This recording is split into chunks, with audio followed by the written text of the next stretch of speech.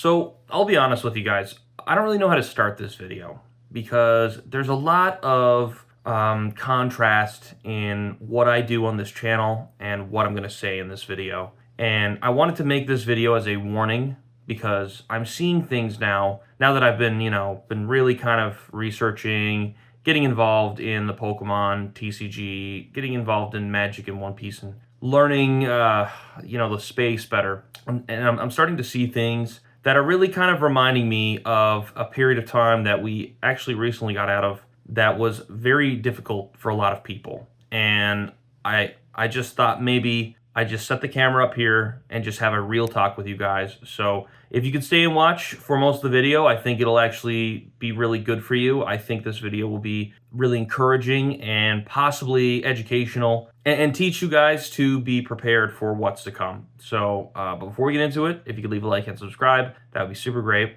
Let's just dive right in. So I mainly want to talk about the Pokemon market right now, but I am kind of going to include the One Piece, TCG, and Magic as well because, those are my three spaces anyways. And they're kind of one of the main spaces right now that I'm seeing this happen. Pokemon is definitely the main focal point of this video. So as we know, the recent set, Mega Evolution, came out. I happened to get it and I threw it in my closet because honestly I was so stressed driving around the city all day trying to find one. I actually just didn't even want to open it. So I just kind of threw it in the closet for now and kind of just went back to my schoolwork and all that sort of stuff. But I was pretty happy about that. But during my time while I was driving around the city and trying to find a box, I really got like a first-hand experience as to how bad the Pokemon TCG has become. I even got in a line at GameStop and was disappointed, along with 20 or 30 other people in that line where they only had enough ETBs to give out to, I think, like 6 people.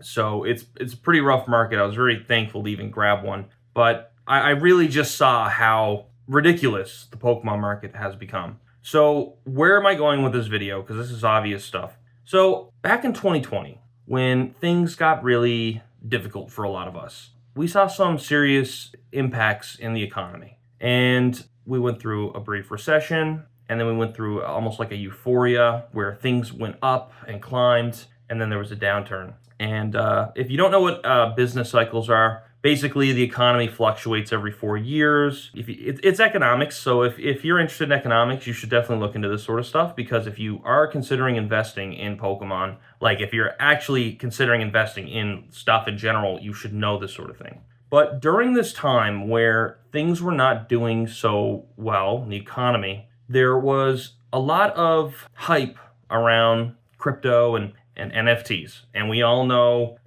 how stupid NFTs kind of were, right? A lot of people didn't like NFTs, and rightfully so. However, there were people who made millions and millions of dollars off these things. And it was like this big new thing, and people were like, hey, get an NFT. You could make thousands of dollars, maybe even millions, life-changing money. Hey, get into crypto. It was all hype. And this was mainly NFTs, because crypto and NFTs they're sort of similar, but they're, it's kind of a different concept. But anyways, I'll save you the trouble and not explain that. But long story short, people were gambling on NFTs, and that was going on from like 2021, I think, till like 2023, and then it like really died down. And right now, NFTs are not really such a hot topic anymore. But people were gambling on that sort of stuff because there was a lot of hype. We saw celebrities buying that stuff. Now I'm seeing that exact same thing happening in Pokemon. I'm seeing where a lot of people who scored big in NFTs and crypto are now moving their funds into the next big hot thing, which I personally think is what we're seeing right now in the Pokemon TCG. Now, I've come across a lot of videos where people talk about market manipulation, and guys, market manipulation is a very, very common thing, okay? It's a very common thing when it comes to investing. It's a very common thing in the stock market and all that sort of stuff. And obviously it's illegal, but people are still doing it. And we need to keep in mind that the card community, the card market, I should say, not the community, is an unregulated place. This whole concept and idea behind, I'm going to invest in some Pokemon cards or PSA, slabs, and not trying to act two-faced here, like I am doing this. I have been buying PSA cards. I actually got, I got a PSA 9 the other day of a Darkrai, which is really nice. You know, I got Unknown, also PSA 9s. I think PSA 9s are also great to have, personally, just as a collection. They're cheaper, more affordable than paying $300-400 for the same freaking card. But anyways, I digress. So listen, I'm involved in this market. I'm getting involved with this market, and I've put money in this market. So, like, trust me, I'm well aware of how contradictory this is going to sound. But guys, like, people are gambling on the hopes that their Pokemon cards, their PSA 10s, their old sealed product is going to go to the moon. And people are manipulating the market because we've got rich guys who are coming in groups, by the way. Like, don't think this is just individuals. We have got groups, literal groups of people coming in, going on eBay, going on all these markets, listing the Umbreon VMAX from Evolving Skies to insane prices, listing the Gengar from Fusion Strike to insane prices. Market manipulation is a very easy thing to understand. Once people start buying for higher prices, it manipulates the market and gives this false sense of, oh, this card's going up in price, when in reality, these guys are just buying off each other, not losing money, because they're like, hey, buy this off me, I'll give the money back to you, you know, you give me the card back, we just kind of like, you know, prop up the market, so then we can actually sell for those prices that we're listing, and people will think, hey, these are like going to the moon right now. I mean, that's just one example, okay? And like, don't even get me started on bots and people just making hundreds of accounts, buying off their other bots, and like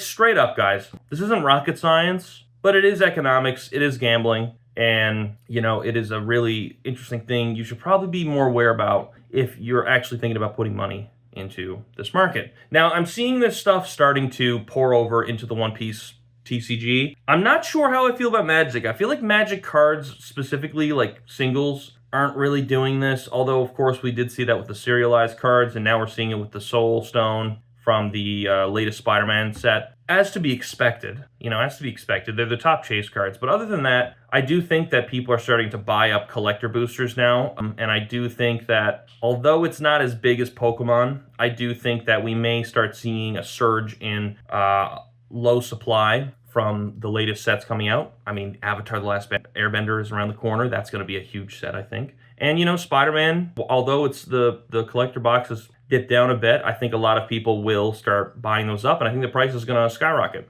I do. And same thing with One Piece. We're seeing this stuff going on in One Piece as well with the booster boxes and specific ones like OP5. But anyways, I could ramble about this for a while. But guys, there's a sign to all of this, okay? There is a sign that I don't think a lot of people are seeing. I think that a lot of young people wouldn't really know it's coming because it takes a lot of time and experience to really understand these cycles and these periods of time where the economy isn't in a good place. We saw it in 2008, we saw it in 2020, we're seeing it now. I think we're going to see it soon. I think we're going to go in another recession. I think the economy is going down a bad road. All these tariffs have impacted a lot of things. And you know, there's a lot of craziness going on in the world right now. Like, we need to consider everything when it comes to economics. Like, economics is not about, oh, what's going on in the US market right now, or oh, what are people doing over in Europe?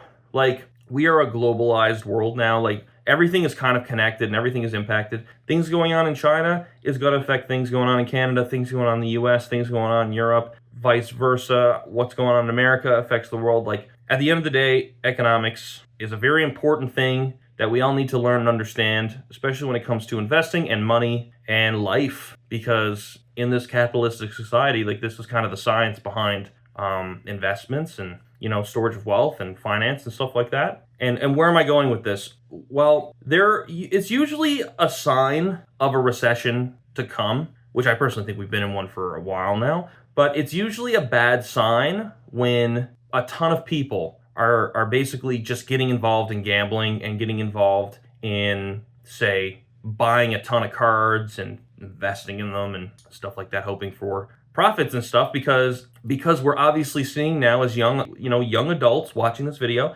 we know that the chances of us getting a home are diminishing. People are struggling to find work. People are struggling to get a car. People are struggling to even want to have a family. Relationships are in peril. We are seeing a complete disintegration of society, and I don't want to be pessimistic, but Usually when people are gambling and, blowing money on silly little things like the NFT stuff, that was a sign of this. Labubus, okay? People are blowing money on Labubus and all these other, blind boxes, and now we see it in the cards. People are buying Pokemon cards for thousands of dollars, PSA 10s, gotta get this graded, get this sealed product. Scalpers are a symptom of all of this because it's greed, right? The more product you have, the more you buy at a lower price, the better. I mean, this is all signs of a struggling economy. And as much as I love cards, and as much as I love buying, my favorite Pokemon cards, my favorite One Piece cards, all that sort of stuff, when it comes to buying these things, hoping they're somehow going to be a safe investment, we need to realize, the future is uncertain. They do say that you can never time the market, and you shouldn't. It's about how long you've been in the market. And, we need to be cautious because, quite frankly, if you don't have investments in safe investments, I should say, in the S&P, or you don't have a financial advisor, or you don't have gold or other assets, maybe you do have a home. If you've got nothing but cards in your house that you've put your money in, I don't think that's a good bet. I think that if you have some safe investments, I think it's okay to allocate a little portion of your income into some kind of gambling bets, like cards, right? And of course, none of this is financial advice anyways, but I would not risk putting all of your money in one basket, okay? You shouldn't put all your money in one basket. People who blew all their money on NFTs, most of them lost. You only hear about the winners, right? And the winners are top 1%, below that even. And I'm trying to say this now with the Pokemon scene and perhaps the TCG scene in general. If you want to get into this market, if you want to really take this seriously, do so with caution, okay? Educate yourselves seriously, be careful, and be aware of all these little things. Buying cards is gambling. It is. All of this is gambling. I mean, hell, buying a home is gambling. Because you never know if it's going to go up or down, and it could go down, and then and you're in debt, and, there's so much gambling in life. But when it comes to being safe with your money and storing it in a safe place, which there's risk in everything, just be careful when it comes to the card stuff. Because if you think buying the, Umbreon from Evolving Skies, that's like, what, 2,000 or 3,000? What is that right now? That is literally if you think buying the Umbreon VMAX from Evolving Skies for almost $2,300 US is a solid investment, I would really consider sitting on that for a little bit and really wondering if it's worth it over something safer. And again, if you've got a lot of investments, then don't even listen to me. Don't listen to anybody. Do what you want. But for the people out there who think that investing in cards is a solid play, I really think you should be careful about that. Stocks are boring. But there's a term called it's called intermittent reinforcement, which basically has the same mechanics as being a gambling addict. You're anticipating some kind of reward from investing in or buying a Pokemon card, or buying packs, or buying sealed products. But just so I'm not rambling too much longer, guys, all I'm really trying to say is that there are warning signs that the economy is not going in a great place right now, and that you should be careful and cautious with what you do with your money right now. You should have some savings. I definitely would recommend having an emergency fund. Maybe have 5, 10K somewhere that you could access if something really bad happened. Really make sure you have some really solid bets outside of cards. And then, if you're feeling good about all that stuff, then, have fun. Buy cards. Enjoy things. But do not only bet on Pokemon cards, because you're going to regret it.